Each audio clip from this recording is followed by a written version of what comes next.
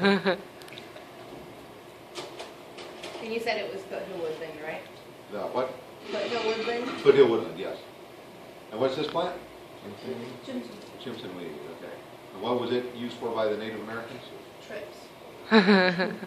Religious experience. Religious experience. Is it good to eat?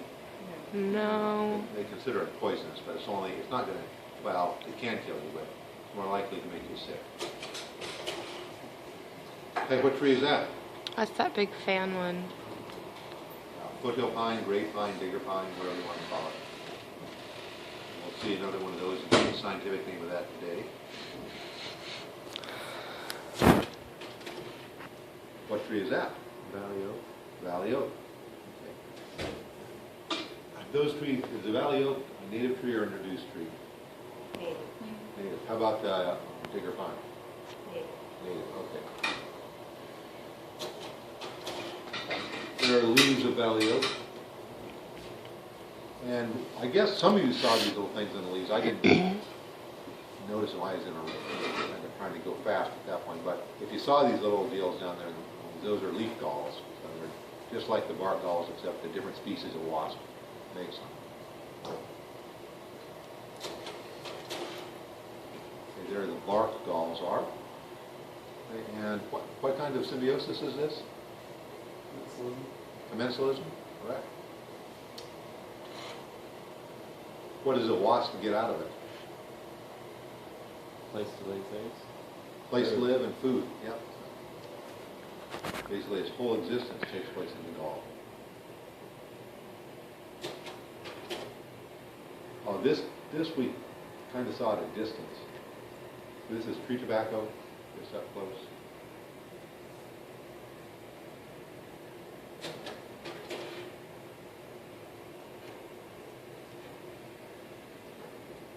Okay, looking at this picture, which direction on 4 major compass directions is this slope facing? North. Which way? North, How do you know? because it has the most trees. Yeah, so it's got the upper community on it. So here's, this community is higher than this community, and that, this community is going down that slope, that's facing north. So pretty obviously, in which direction is this opposite facing slope facing? South. South. Do we need to know which communities they are? You should. So which community is this? Foothill woodland. Nope.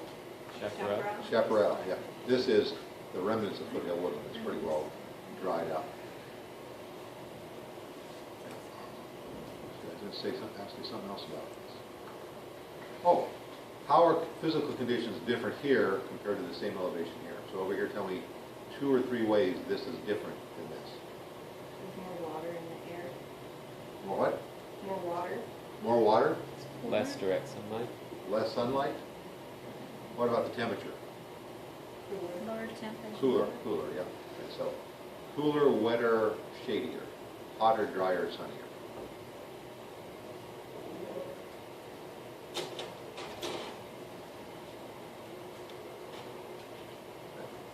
On this rock, we have an ecological process taking place. Steps of the process are rock, lichen, moss, grass. What is the name of that process? Succession. Succession, primary succession. Okay, and what type of symbiosis is taking place in lichen? Obligate mutualism. Obligate mutualism. And the 2 organisms that make up the lichen are? Bacteria and fungi. Algae and fungus. Algae and fungus.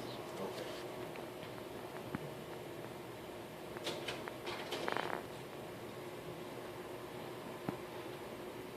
What's the name of this community along the riverbank? Springtide woodland, or the official technical name is? Riparian zone. Okay. And then if I with this picture, I can also ask you negative effects of building the dam across the river. What is it? What bad things does it do? And what are some answers to that?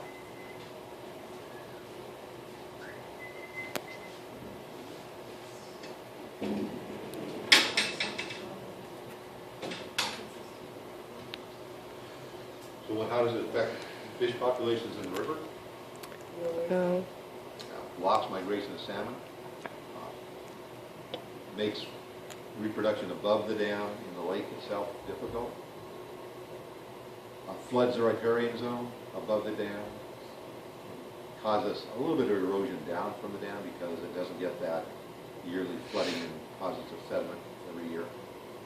So basically, and it changes the river here quite dramatically. We didn't talk about that, but normally the San Joaquin River, by the time it gets down to Friant, should be a pretty warm, sluggish river, laden with a bunch of sediments that should start to fall out at that point.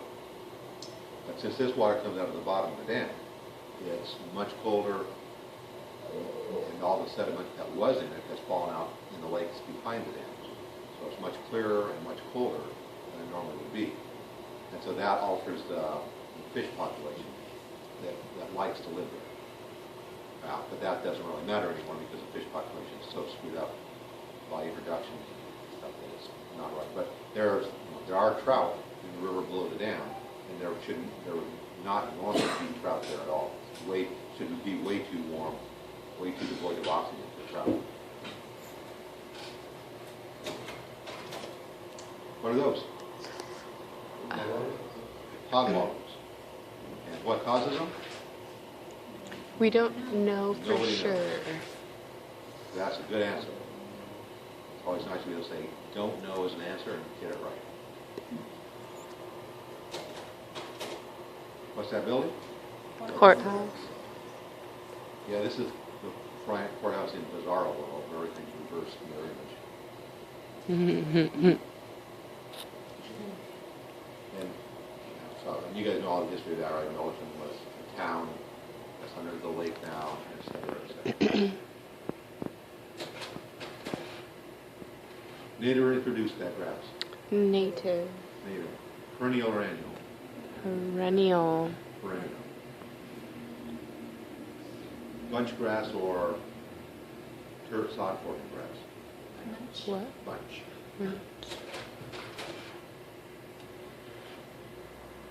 What's that little green plant? Duckweed. Duckweed. Okay. And the other one, we didn't see this other one. This is water fern, Zola. And it must have all washed away. Or maybe you guys just going too fast at that point to search for it carefully. The water fern? Yeah. Water fern is the sort of reddish looking one. And it's kind of an interesting little plant because it's kind of like a lichen. It has a chamber inside of it that's colonized by blue-green algae. And blue-green algae does fix nitrogen in the heterocysts, and so it actually fertilizes the aquatic environment for plants and makes it better for the fern, but also better for all other plants. And people that grow rice in the rice paddies, they like to see that azolla because it adds fertilizer to their field. They're just some azolla and duckweed in its natural habitat. What was the purpose of those holes? Grinding. Grinding forms, okay. And are those naturally formed or did people make those? People made them.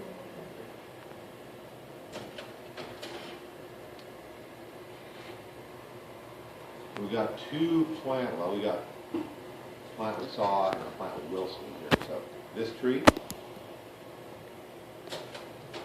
leaves look like that. So we didn't see a good example of this on the lake because it was semi-dead. What this is, anybody know what that is? You had it for flora and fauna, I think, the first week. Is that alder? Alder. That's an alder. And then behind it here, this is one we'll see today, this is spice bush. And we'll see that very plant today. And it gets some nice red flowers on it, but it won't have the red flowers on it in the fall. So it's going to just look like a plant with nice glossy dark green leaves.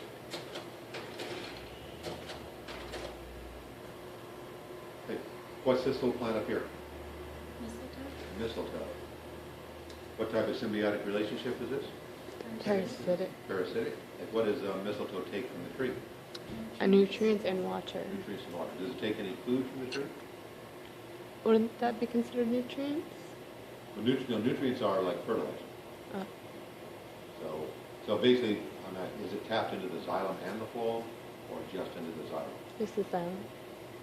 So even though it's green, it takes both food and water. So it can do photosynthesis, but it can't support itself. So it steals food from the tree as well as water. And you can see the effect of it on the tree from about the point where the mistletoe hooks on, up from there, the tree is not doing very well. And ultimately it will kill it. And what kind of tree is this? The leaves look like that. Cottonwood? What's that? Ash tree? Nope. Cottonwood? Cottonwood. Leaves look like a state of playing card, vaguely.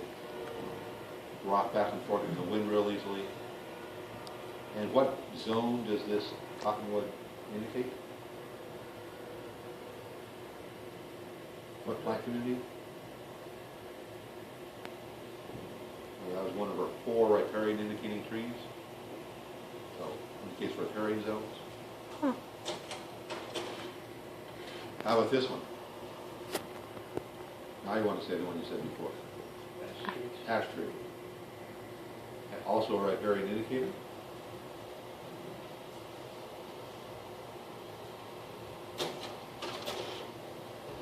How about those gray bushes? Willow? Willows?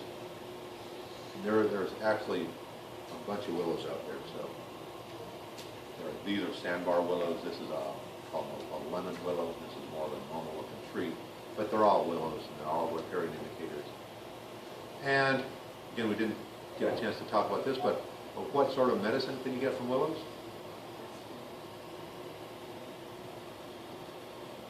Everybody knows? Aspirin. She said it. Oh, she did? Yeah. Yeah, so aspirin's in the bark, so you can shave the bark off, boil it, you have aspirin tea, or if you're really tough, you can just chew the bark. I don't know. That would be, If you're having a heart attack, maybe. maybe if you're having a heart attack, get your coffee knife out, shave the bark off, and chew it. Don't you have to have vinegar? What's that? Don't you have to have vinegar to it? Vinegar to extract it? Like acetic acid? Well, yeah, to make it actually into aspirin, you get salicylic acid from the bark, but you don't get acetylsalicylic acid, so you get semi-aspirin, I guess. And both the Chinese and the Native Americans used willow bark as a cold remedy for pains and aches. But they did shave it off ahead of time and carry it around in old medicine pouch.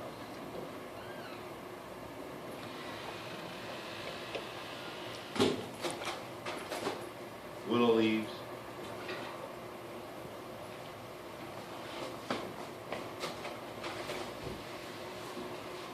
Hey, what tree is this? Chinese. Chinese tree of heaven? Native or introduced? Introduced. And then there's a baby one showing the leaves.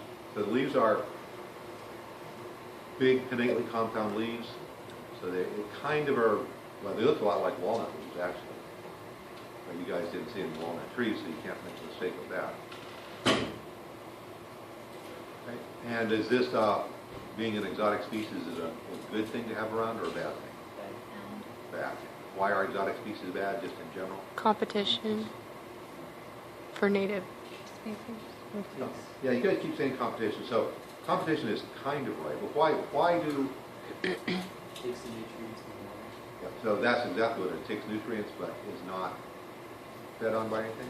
But why are exotic species that are foreign to the area, how can they outcompete native species that evolved and were custom designed by evolution to exist in the area? Yeah, the exotic ones are free from their controls. They have no predators, they have no diseases, so without their natural controls, if they can survive at all, they survive really well off. Here's another little tree to identify. I'll show you the leaves and stuff up close and personal. But what tree is this? Oh, are those the ones with the spikes on the ends? What? The live oak. Live oak. Yep, interior live oak. There's an acorn right there. Is this a deciduous tree? No, evergreen. Okay, this one we saw at a distance across the lake. But you guys had this before in Ponderosa. Blue oak? Blue oak. Blue oak leaves. And do they look blue to you guys? No. The blueness is semi-imaginary, I Why name it that? It's what? Why name it that then? Well, it's when it's really water stressed in the fall, like this time of year, the leaves are kind of bluish. We'll see one today, but it's been irrigated, so it may not be very blue. But it's not a nice grass green.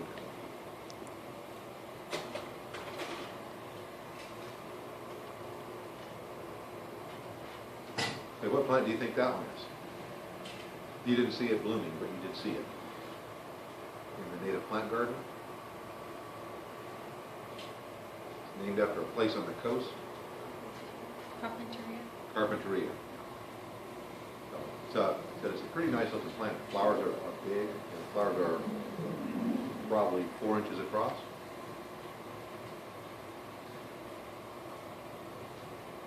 This one, well, this was growing out in the garden out there.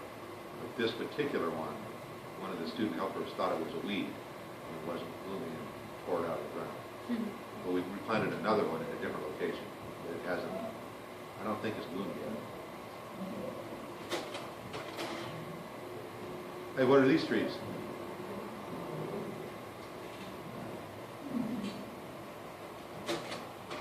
There's a leaf, foliage. So these are deodar cedars. Right? Where are they native to? Armenia? Where? Northern India. Himalayas, northern India, Afghanistan, Pakistan, Armenia. Are they? Is this considered an invasive exotic? Well, it's exotic, but it's not invasive. Like this is like, at least in California, like the Chinese tree of heaven, they have to get water or they won't grow. So they can't go wild. But in probably in other parts of the country, farther north, you might have some invasive deodars. And like I said, Chinese tree of heaven, once you get probably mid-Kansas, then it grows like crazy. Now, I don't know if you guys have noticed it since you saw it, but when we left the lake, going up that hill, there was a whole bunch of them growing in forest on the right-hand side of the road as you go up that hill coming out of the lake, because there's a drain field from the houses up there, and just that little bit of extra water allows them to grow. But deodars, I've never seen deodars growing wild in California. There's just mistletoe up close and personal. Oh, now here's some stuff that was on your list that we didn't see because it wasn't blooming. So these next 4 plants are going to be new to you. So this is baby lupin, or miniature lupin they call it sometimes now, because I guess baby lupin sounds too stupid.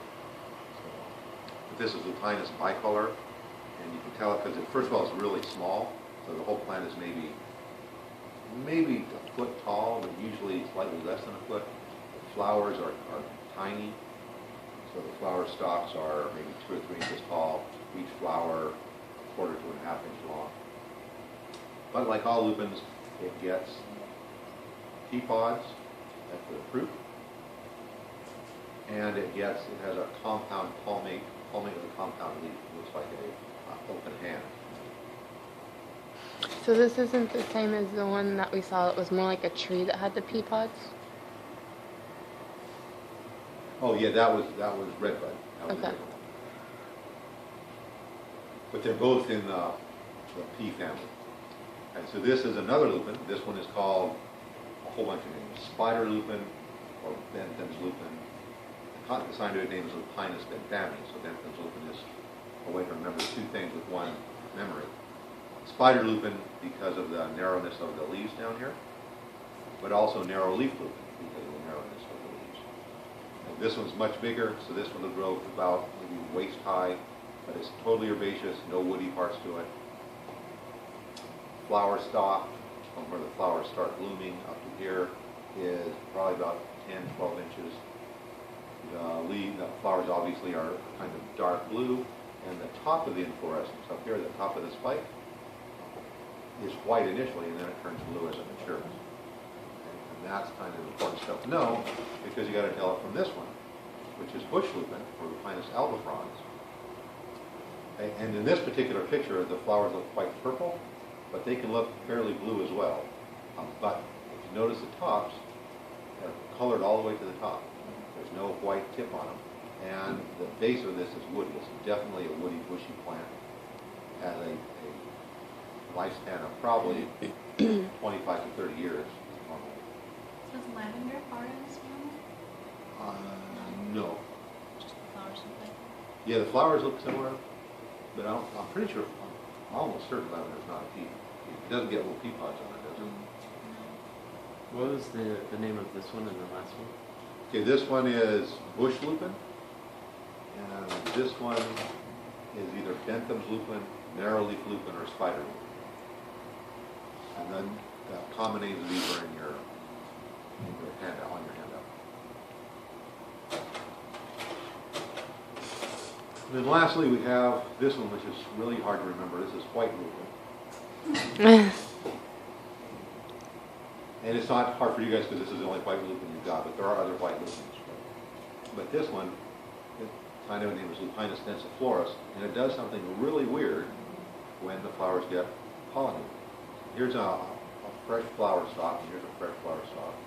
And the top of this one may not have been pollinated. See, the flowers are spiraling around the stem there. But down here, once they're pollinated and the fruit forms, all the pea pods migrate to the top of the stems. So they're just on the top, none of them hang down to the bottom. And why they do that, nobody's really sure if that's just a way they're presenting the pods to birds, for the birds to eat, so they get spread around, or some other reason. Human beings can't eat those pea pods, they'll poison you, but animals can. And they also will not germinate unless they're treated really mean. So they've got to be eaten by an animal, or you have to put it in really hot water, some gravel in a jar, and swirl it around, and scrape it, or get a pocket knife and scrape away at the peak, like a seed coat, put it in, soak it in hot water for a while. So they're very resistant to being germinated without having previously been eaten and passing through an animal's digestive tract. And that